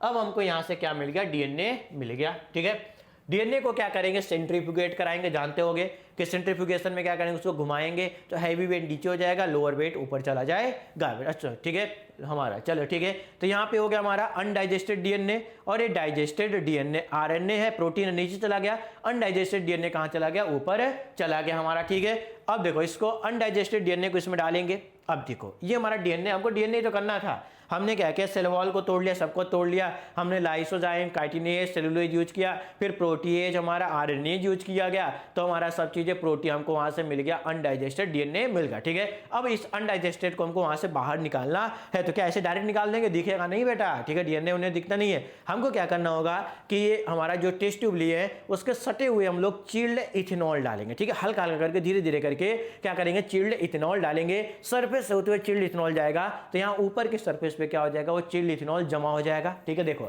यहाँ पे क्या किया गया कि चिल्ड इथेनॉल डाला गया। ठीक है, चिल्ड इथेनॉल डालेंगे हमारा, तो यहाँ पे क्या होगा, देखो ये चिल्ड, देखो इसको घुमाया गया और चिल्ड इथेनॉल डाला गया, तो यहाँ पे चिल्ड इथेनॉल यहाँ पे जमा हो गया, और इसी के नीचे हमारा क्या जमा हो गया बेटा, हमारा ये डीएनए लग गया। ठीक है, अब इस डीएनए को क्या करेंगे कि स्पूलिंग प्रोसेस ऐसे डालेंगे, कोई हमारा ऑपरेटर्स होगा और उसको ऐसे, जैसे नूडल्स खाते हैं ना, मैगी खाते हैं, उस चिम्मच लगाते हैं ना, फोक लगाते हैं, तो फोक से क्या करते हैं, ऐसे घुमाते हैं और नूडल्स निकल जाता है हमारा, तो उसी तरह यहाँ पे क्या करेंगे, इसको लगाया जाएगा और इसको ऐसे घुमाया जाएगा, तो डीएनए इसके ऊपर रैप्ड हो जाएगा और बाहर निकल जाएगा। उसी प्रोसेस को क्या बोलते हैं हम लोग, स्पूलिंग बोलते हैं। ठीक है, तो स्पूलिंग प्रोसेस से हम लोग जेनेटिक मटेरियल डीएनए को आइसोलेट कर लिया गया है हमारा। ठीक है, तो मैकेनिज्म आपको होप सो समझ में आई होगी बेटा, आई कि नहीं आई बेटा, मुस्कुराते रहिए। ठीक है, आई कि नहीं आई, चलिए ठीक है, तो कमेंट जरूर करिएगा बेटा। अब देखिए, अब हमारा जेल इलेक्ट्रोफोरेसिस, ये तो आता ही आता है बेटा। ठीक है, जेल इलेक्ट्रोफोरेसिस आपके नीट में आ जाता है बेटा। जेल इलेक्ट्रोफोरेसिस के बारे में आता है कि कैसे यूज करेंगे। तो जेल इलेक्ट्रोफोरेसिस बना है किससे, एग्रोज जेल। क्या इलेक्ट्रोफोरेसिस, यानी इलेक्ट्रोफोरेसिस मतलब हम यहाँ क्या करेंगे कि इलेक्ट्रिक करंट देके कि जो हमारा डीएनए है उसके फ्रेगमेंट को अलग करेंगे छोटे से बड़े साइज के पार्ट में। ठीक है, देखिए तो हमारा एक ले लिया गया बड़ा हमारा कि यहाँ पे ले लिया गया जेल इलेक्ट्रोफोरेसिस ले लिया गया, जो एग्रो जेल का बना है, एक तरफ लगा दिया गया एनोड और एक तरफ लगा दिया कैथोड लगा दिया। ठीक है, और यहाँ पे क्या लगा दिया बेटा हमारा कि ये हमारा वेल है जिसके अंदर हम लोगों ने उस डीएनए को जो कट किया था रिश्ते उसको डाल दिया गया। यहाँ पे हमारा मॉलिक्यूलर मार्कर है, ठीक है, यहाँ पे डाल दिया गया अनडाइजेस्टेड, देखो यहाँ पे डीएनए है, ये डाइजेस्टेड डीएनए है हमारा, ये बना दिया। ठीक है, और यहाँ पे हम लोगों ने मॉलिक्यूलर वेट लगा दिया कि हाँ इसके वेट पे आधार पे हमारा अलग कर सकते हैं, तो इसमें डाला गया। डालने के बाद जो डीएनए निगेटिव चार्ज है ये जाएगा किधर तरफ, पॉजिटिव चार्ज की तरफ जाएगा। ठीक है, छोटे वाले इधर आएंगे, बड़े वाले इधर रहेंगे हमारा, ठीक है। तो देखो लार्जर साइज इधर है, स्मॉलर साइज इधर है, तो सेपरेशन पूछा जाता है कि यहाँ पे एक ही क्वेश्चन पूछा जाएगा जो सेपरेशन ऑफ डीएनए किसके बेसिस पे करते हैं, तो साइज ऑफ फ्रेगमेंट के बेसिस पे करते हैं, साइज के बेसिस पे करते हैं। देखो लिखा गया है separation of fragment on basis of size of fragment, यहां से क्वेश्चन आता है। पूछा जाता है जेल इलेक्ट्रोफोरेसिस बना किसका है, तो एग्रो जेल का बना होता है हमारा, ये डायरेक्ट याद रखना, ठीक है, जिसमें पॉजिटिव नेगेटिव चार्ज होते हैं। तो ये हमारा सेपरेशन हो गया, देखिए यहाँ पे सेपरेशन हो गया साइज के बेसिस पे, ठीक है। अब इसको क्या करेंगे हम लोग, ठीक है, कि इसको पूरे को जेल को इथिडियम ब्रोमाइड में डाला जाएगा और यूवी रेड डाला जाएगा, ठीक है। क्या डालेंगे, यूवी, हमको डीएनए दिख नहीं रहा है, डीएनए हमको दिख नहीं है, कैसे अलग करेंगे, वहां से डीएनए कैसे निकालेंगे, ठीक है, वहां तो निकाल दिए, यहाँ पे डाल दिया साइज के बेसिस। अब यहाँ से डीएनए कैसे अलग करेंगे, जेल इलेक्ट्रोफोरेसिस से। तो क्या करेंगे कि जब हमको ये क्या पूरा जेल इलेक्ट्रोफोरेसिस था, हमने वो सेपरेट कर लिया चार्ज, अब पूरे जेल इलेक्ट्रोफोरेसिस को इथिडियम ब्रोमाइड में डालेंगे और इथिडियम ब्रोमाइड से निकालेंगे और उस पर यूवी रे डालेंगे, ठीक है। और जैसे यूवी रे डालते हैं तो क्या करता है हमारा, ठीक है, कि देखो कैसा कलर देगा, ब्राइट ऑरेंज कलर का, ठीक है, ब्राइट कैसा देगा, ऑरेंज कलर का। और जैसे दिखेगा ऑरेंज कलर का, हम वहां से डीएनए को क्या करेंगे, निकाल लेंगे, दिखेगा तभी तो निकालेंगे, दिखेगा तो अंदाजे निकालोगे नहीं ना, ठीक है। तो क्या किया गया, इथिडियम ब्रोमाइड में डाला गया, यूवी रे डाला गया और ऑरेंज ब्राइट कलर का दिखा तो वहां से डीएनए को निकाला गया, और इस निकालने के प्रोसेस को ही क्या बोलते हैं, इल्यूजन बोला जाता है, इसे बोलते हैं इल्यूजन बोला जाता है बेटा हमारा, ठीक है। तो इल्यूजन बोला जाता है बेटा। तो ये डायरेक्ट क्वेश्चन आया हुआ है कि इल्यूजन होता क्या है, कैसा कलर होता है, ऑरेंज कलर का। कौन क्या डालते हैं, एक्सरे की यूवी रे, यूवी रे कौन सा हमारा, इथिडियम ब्रोमाइड, ठीक है, ध्यान रखना, क्योंकि हम लोग जब डीएनए फिंगरप्रिंटिंग पढ़ेंगे तो वहां पे अलग होता है थोड़ा सा, ठीक है, वहां इल्यूजन नहीं, वहां पे देखते हैं लेकिन वो अलग चीज होता है, तो दोनों में कंफ्यूज होना नहीं। तो ये हो गया हमारा जेल इलेक्ट्रोफोरेसिस। चलिए एनसीईआरटी का डायग्राम देख लेते हैं। देखिए एनसीईआरटी का डायग्राम ये आपको याद रखना, largest DNA, smallest DNA, well से बना के दिए गए सैंपल, अनडाइजेस्टेड के बारे में बात किया गया है हमारा, ठीक है। चलिए तो ये हो गया हमारे जेल इलेक्ट्रोफोरेसिस। अब हमने उसको क्या किया, जेल इलेक्ट्रोफोरेसिस हमने सेपरेशन कर लिया, डीएनए मिल गया। अब उस डीएनए की कॉपी बनाएंगे, ठीक है। कॉपी किससे बनाएंगे, हमारा पीसीआर, पॉलीमरेज चेन रिएक्शन, जिसको बोलते हैं बेटा हम लोग थर्मोसाइकिल भी बोला जाता है। क्या बोलते हैं हम लोग, थर्मोसाइकिल बोलते हैं। क्यों देखो थर्मोसाइकिल क्यों, क्योंकि ये क्या होता है, टेम्परेचर पे डिपेंड होता है, ठीक है। कैसे टेम्परेचर डिपेंड होता है, जो फर्स्ट प्रोसेस होता है बोलते हैं डीनेचुरेशन, सेकंड को एनेलिंग और थर्ड को बोलते हैं एक्सटेंशन। ये तीनों सीरीज में पूछा गया था। तो पहला था डीनेचुरेशन, सेकंड था हमारा एनेलिंग और थर्ड कौन सा था, एक्सटेंशन, ठीक है।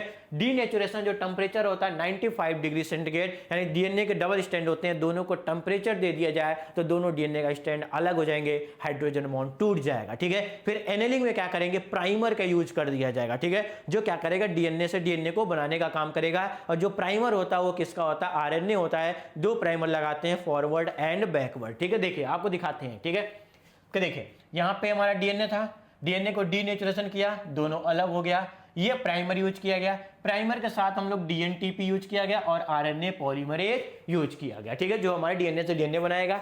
और थर्ड प्रोसेस है एक्सटेंशन, और एक्सटेंशन में दो डीएनए बन जाएंगे। कितने बन जाएंगे हमारे, दो डीएनए बन जाएंगे। और यहीं पे लगाते हैं हम लोग टैग पॉलीमरेज। यहाँ पे जो लगा हमारा टैग पॉलीमरेज, जिसको बोलते हैं थर्मस इक्वेटस पॉलीमरेज भी बोला जाता है। डायरेक्ट पूछा गया, अभी देखेंगे हमारा, ठीक है। चलिए तो ये कितना 30 साइकिल चलाएंगे, 30 साइकिल चलाएंगे तो 1 बिलियन कॉपी किसकी मिलती है, डीएनए की, ठीक है। अब देखिए हमने क्या किया था, ये हमारा पीसीआर है।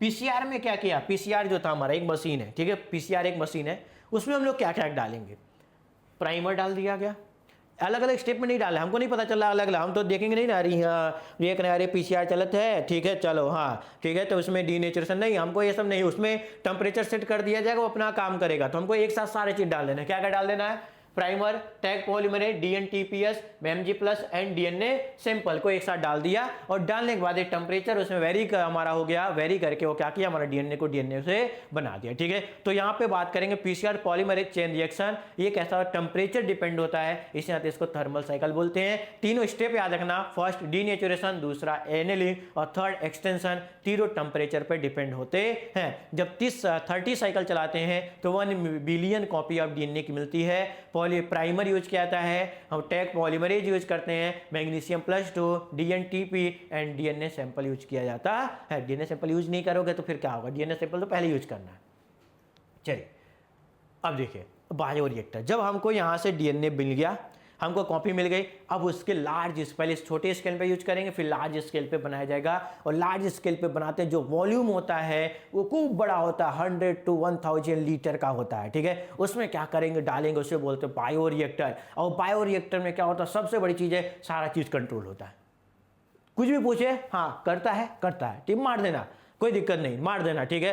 कंट्रोल ग्रोथ ऑफ, ठीक है, मेंटेन सब करता है, टेम्परेचर करता है यस, पीएच करता है यस, O2 के लिए करता है यस, ठीक है, विटामिन देता है यस, सब कुछ दे देता है, टेम्परेचर हमारा सब कुछ मेंटेन करता है बायो रिएक्टर। तो जिसके अंदर हम लोग बनाएंगे, जिसको हम सैंपल तैयार करेंगे, उस मशीन का बड़ा सा नाम को क्या बोलते हैं, उसे बोलते हैं बायो रिएक्टर बोलते हैं। चलिए तो देखो लिखा गया है कि वॉल्यूम देखो हमारा 100 to 1000 लीटर होता है। कंट्रोल ग्रोथ बाय मेंटेन, ठीक है, temperature, pH, salt, vitamin, O2 सब चीज कर देता है। ये भी क्वेश्चन पूछा गया है, तो ये भी नीट में क्वेश्चन डायरेक्ट आएगा, ठीक है। चलिए नेक्स्ट दिया गया है सिंपल स्टेटेड टैंक बायोरिएक्टर और दूसरा दिया गया स्पार्ज स्टेटेड टैंक बायोरिएक्टर, ठीक है। दोनों का डायग्राम पहले दिखा देते हैं, फिर बात करने तो बोलोगे सर डायग्राम नहीं दिखा है, मामला गड़बड़ होगा, डायग्राम दिखा देते आओ, ठीक है। देखो डायग्राम आपको देखो, पहला दिया गया एनसीईआरटी में सिंपल स्टेटेड हमारा, दूसरा दिया गया स्पार्ज के बारे में, ठीक है। एक तरफ पंखा लगा हुआ, पंखा घूमत है, पंखा घूम रहा है, तो यहाँ से फॉग हो रहा है तो उसको कंट्रोल कर रहा है, ठीक है। यहाँ पे क्या इलेक्ट्रिक करंट दे दिया गया, स्पार्ज दे दिया गया, तो ये स्पार्ज मेथड दिया गया है। तो ये दोनों डायग्राम पढ़ के जाना। चलिए अब आप थोड़ा समझ जाए उसे। तो देखो सिंपल स्टेटेड में कल्चर है, इंपलर है, फॉर्म ब्रेकर है, एसिड हमारा बैलेंस है, एसिड बेस बैलेंसर है। स्पार्ज में क्या है कि सिर्फ क्या करना है, increase surface area for aeration यानी ऑक्सीजन के लिए यहाँ पे बबल्स का फॉर्मेशन होता है हमारा, ठीक है। तो यहाँ से क्या करेंगे, इस मैकेनिज्म से हम सैंपल तैयार कर लेंगे। अब जब हमको इसमें तैयार कर लिया गया तो अब जो प्रोसेस होता है उसे बोलते हैं डाउन स्ट्रीम प्रोसेस। क्या बोलते हैं, डाउन स्ट्रीम प्रोसेस। इसमें क्या होता है, सेपरेशन और हमारा क्या होता है प्यूरिफिकेशन। कि जब हमने क्या किया, वैक्सीन को तैयार कर लिया, जैसे हमें वैक्सीन बनाना था, वैक्सीन बना दिया, लार्ज स्केल पे बना दिया पूरा, पहले स्मॉल स्केल बनाएंगे फिर लार्ज स्केल पे बनाएंगे बेटा, ठीक है। तो हमारा लार्ज स्केल बनाने के लिए हमारा दो मेथड आ गया हमारा, कि एक तो कौन सा हमारा सिंपल हमारा हो गया, हमारा स्ट्रेटेड हमारा स्पार्ज वाला हो गया, और ये हमारा कौन सा हो गया, हमारा सिंपल स्ट्रेटेड टैंक बायोरिएक्टर, ठीक है। चलो हो गया। अब डाउन स्ट्रीम प्रोसेस में जब बना लिया तो हम क्या करेंगे, वहां से सेपरेशन करेंगे, सेपरेट करेंगे, अरे अच्छा ये वैक्सीन बन गई तो इसको सेपरेशन और इसका प्यूरिफिकेशन करेंगे, प्योरिटी करेंगे, और फिर मार्केट में लॉन्च कर दिया जाएगा, ठीक है। बिना प्यूरिफिकेशन और बिना सेपरेशन के आप पहुंच जाओगे मार्केट में लॉन्च करने, तो आपका प्रोडक्ट यदि मान लो साइड इफेक्ट या कुछ ऐसा हुआ तो आपके लिए प्रॉब्लम खड़ी हो जाएगी, ठीक है। तो नीट में ही एग्जाम्पल क्या कर रहे हैं, नीट के लिए हम लोग पूरी 1 साल से तैयारी कर रहे हैं, वो पूरा बना लिए बायो रिएक्टर सब बन गया है। अब जाके वहां पे क्या करेंगे, प्यूरिफिकेशन और सेपरेशन करेगा नीट का पेपर आपको, ठीक है। उतने भीड़ में से जितने लोग भरे हो फॉर्म लगभग, ठीक है, कि 22+ लाख लोग फॉर्म भर चुके हैं बेटा, ठीक है। तो वहां से क्या किया जाएगा, नीट का जो पेपर है वहां से क्या करेगा, सेपरेशन एंड प्यूरिफिकेशन करेगा कि हाँ ये डॉक्टर बनने के लायक हैं, जिनका नंबर अच्छा आएगा, ठीक है। और जितने भी हमारे बच्चे हैं सबका नंबर अच्छा आएगा, यदि हमसे जुड़े हैं, पढ़ रहे हैं तो आना ही चाहिए। तो ये चैप्टर हमारा समाप्त हुआ, बायोटेक्नोलॉजी का फर्स्ट यूनिट है समाप्त हो गया, प्रिंसिपल एंड प्रोसेस। अब सेकंड यूनिट आएगा, कौन सा हमारा, कहाँ पे इसका एप्लीकेशन यूज किया जाएगा। तो आप लोग इसी एनर्जी के साथ बने रहिए जस्ट नीट चैनल पे, किसके साथ में, अतुल सर के साथ में, और पढ़ते रहिए और मुस्कुराते रहिए।